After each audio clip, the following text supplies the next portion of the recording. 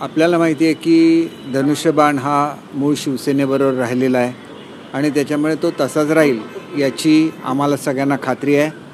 आणि आता जे मागच्या आमच्या ज्याला राष्ट्रीय अधिवेशन झालं त्याच्यामध्ये सुद्धा जे पक्षप्रमुख हे जे पद असतं शिवसेनेमधलं ते एकनाथ शिंदे साहेबांनी स्वीकारावं किंवा तत्सम पद निर्माण करावं हा सुद्धा ठराव झालेला आहे। परंतु या संदर्भातले सगळे अधिकार हे आदरणीय शिंदे साहेबांना दिलेले आहेत, त्याच्यामुळे लवकरच ते याबाबतीत योग्य तो निर्णय घेतील याची सुद्धा मला खात्री आहे। आणि एकंदरीतच आपण बघितलं तर महाराष्ट्राच्या जनतेने खरं शिवसेना कुठली याचा निकाल दिलेला आहे। 60 आमदार निवडून आलेले आहेत आणि लोकशाहीमध्ये लोकांच्या मताला सगळ्यात जास्त प्राधान्य दिलं जातं आणि त्याच्यामुळे आमची खात्री आहे की अंतिम विजय हा आमचा म्हणजे सत्याचाच होईल। सर, दोन्ही बंधू एकत्र आले, मेळावा झाला, जल्लोष झाला, मात्र आता बाळा नांदगावकर म्हणतात की आम्ही आतापर्यंत एकटे लढत होतो आणि एकटे लढणार, तर तुम्ही दोन्ही भावांची एकत्रित युती होईल की मनसे वेगळे लढणार, काय वाटतं तुम्हाला? याच्याबद्दल आम्ही काय बोलणं योग्य नाही। त्यांनी योग्य तो निर्णय घेणं हे शेवटी त्यांचं काम आहे। आणि एक गोष्ट आपल्याला निश्चितपणे सांगायची आहे की मराठीसाठी जे काही जास्तीत जास्त झालं ते सर्व आमच्या काळात झालेलं आहे। त्याच्यामुळे मराठी भाषेचं धोरण या काळात देण्यात आलं, मराठी भाषेला अभिजात भाषेचा दर्जा प्राप्त झाला।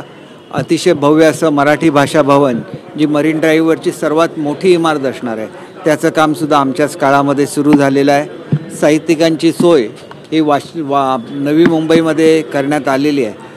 एकंदरीतच मराठीचा अभिमान हा आम्हाला प्रत्येकाला आहे, महाराष्ट्राला आहे, ही आपली मायबोली आहे आणि तो अभिमान तसाच राहणार आहे। सिसोदिया साहेब, राज ठाकरे ते इगतपुरीच्या दौऱ्यावरती होते आणि इगतपुरीच्या दौऱ्याच्या दरम्यान त्यांनी सांगितलेलं आहे की आमची जी एका स्टेजवरती व्यासपीठावरती आलो ते आम्ही मराठीच्या मुद्द्यासाठी आलो, युती संदर्भात अजून तसं काही नाही आहे। आगामी काळात ऑक्टोबर-नोव्हेंबरकडे स्थिती आहे ती पाहिली जाईल आणि त्यानंतर निर्णय घेतला जाईल।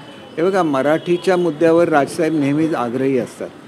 आमच्या ज्यावेळेला आंतरराष्ट्रीय मराठी संमेलनाला आले होते त्यावेळेला सुद्धा त्यांनी अभिजात भाषेचा मुद्दा बोलून दाखवलेला होता आणि त्याच्यामुळे मराठीच्याबद्दल त्यांना असलेल्या प्रेमाबद्दल कोणाचंही दुमत नाही।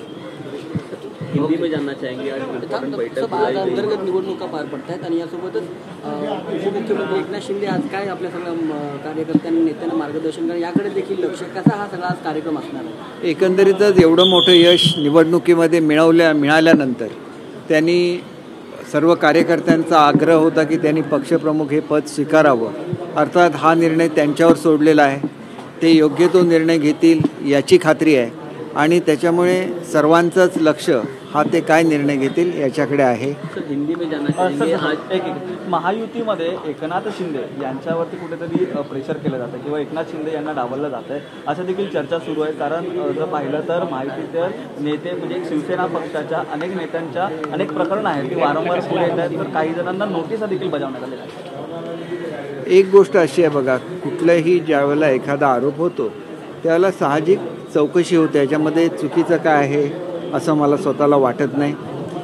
कोणीतरी मुद्दाम असं सांगण्याचा प्रयत्न करतात शिंदेसाहेबांचं महत्त्व कमी होण्याच्या दृष्टीने, परंतु आजही युतीमध्ये शिंदेसाहेबांचं जे महत्त्व आहे हे सर्वोच्च आहे। नेहमीच त्यांची आणि फडणवीस साहेबांची जोडी राहिलेली आहे आणि त्याच्याचबरोबर दादासुद्धा नंतर त्याच्यामध्ये सहभागी झालेले आहेत। एकमताने युतीचा कारभार हा महाराष्ट्रामध्ये चालू आहे आणि तो तसाच चालू राहणार।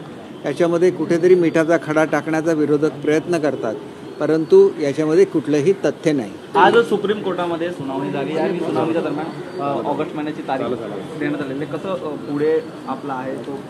हे बघा, महाराष्ट्राच्या जनतेने खरी शिवसेना कोणती याचा निकाल यापूर्वीच दिलेला आहे, त्याच्यामुळे आमची खात्री आहे की आम्हाला कोर्टाकडून सुद्धा न्याय मिळेल। हिंदी में जानना चाहेंगे, आज एक महत्वपूर्ण बैठक पार पड़ने वाली है, उसके बारे में क्या कहेंगे? शिंदे साहब क्या आपको मार्गदर्शन करना है? देखिए, सब हमारे जो MLAs है, सब जो कार्यकर्ता है, पक्ष के पदाधिकारी है, वो सब चाहते हैं कि पक्ष प्रमुख का जो पद है वो संभाले और उसको इक्विवेलेंट पद या तो निर्माण हो जाए शिवसेना में और वो उसको एकनाथ शिंदे जी संभाले, और जनता की भी यही मांग है।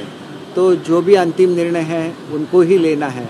तो अच्छा निर्णय लेंगे, ऐसे हम लोग सब सोचते हैं। सुप्रीम कोर्ट में जो अब जो पूरा प्रकरण है शिवसेना का, वो अभी अगस्त में आने वाला है और अगस्त में इसका जो पूरा निकाल भी लग सकता है, उसके में क्या करना? ठाकरे गट के नेताओं ने देखिए, इसके बीच में महाराष्ट्र में इलेक्शंस हुए हैं और 60 से ज़्यादा MLAs हमारे चुन के आए हैं, तो इसका मतलब साफ है कि असली शिवसेना कौन है, इसका फैसला जनता के न्यायालय में हो गया और आगे चल के सुप्रीम कोर्ट में भी हमें न्याय मिलेगा, इसके बारे में हमें यकीन है। राज ठाकरे और उद्धव ठाकरे दोनों एक मंच में आने के बाद फिलहाल के लिए उद्धव ठाकरे एक्शन मोड में दिख रहे हैं, मात्र दूसरी तरफ राज ठाकरे पार्टी के जो नेता हैं वो कुछ अलग बयान कर रहे हैं। बाला नांदगांवकर कह रहे हैं कि हम आगे जाके अकेले भी लड़ सकते हैं। राज ठाकरे खुद भी कह रहे हैं कि नवंबर दिसंबर में जो वहाँ का तभी का वातावरण होगा वो हिसाब से हम आगे का निर्णय लेंगे। देखिए, राज ठाकरे जी हमेशा बाला साहब के विचारों पर चलते रहे हैं, चाहे सत्ता में हो सत्ता में नहीं हो। उसी तरह से मराठी भाषा के लिए भी हमेशा वो आग्रही रहे हैं, तो मुझे ऐसे लगता है कि उनका ये एक नेचुरल स्वभाव है।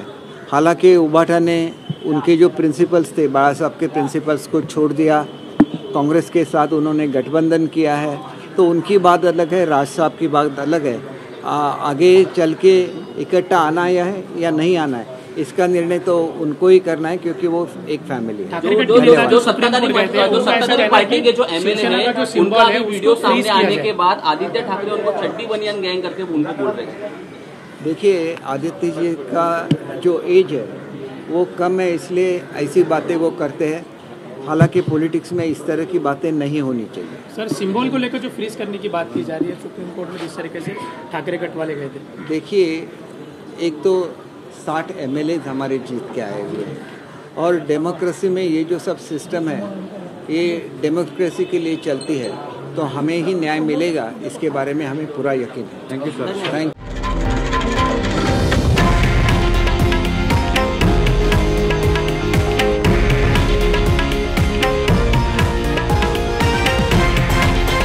हे आहे देशातील नंबर 1 न्यूज नेटवर्क आणि आपण पाहत आहात TV9 मराठी, एकमेव।